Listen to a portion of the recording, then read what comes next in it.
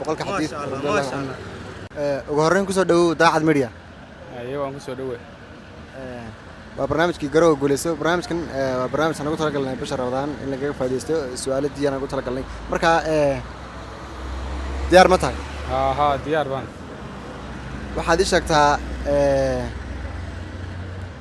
qofkii ugu horreeyay ee soo hor islaamay reer Madiina qofka ma garanayo anigu su'aasha ma garanayo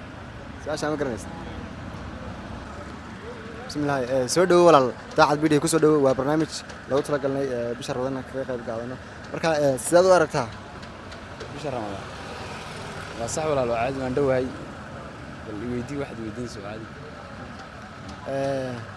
barnaamijkan waa barnaamij la yiraahdo garow guuleyso haddii aad garato waa su'aalo diiniya haddii aad garato waxaad leedahay abaalmarin haddii aad garan weydayna waxay igu yiri insha Allah waan isku dayaynaa su'aasha soo dhawow magaca baa la yiraahdaa waan dhawahay sidaan baa la yiraahdaa magacayga sadaamow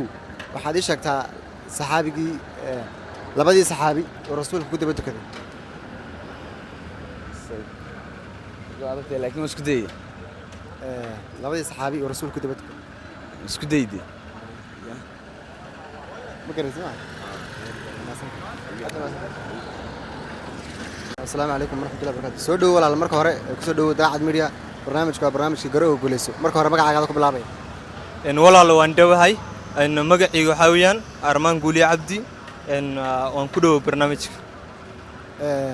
sidaad u aragtaa waxaan rabnaa inaan su'aal ku weydiino walaal waa iska caadi waad weydiin kartaa waxaad ii sheegtaa labadii saxaabi oo rasuulka ku daba tukaday labadii saxaabi oo rasuulka ku daba tukaday walaal waxa weeyaan Abdurrahmaan bin Auf iyo Abu Bakr Siddiq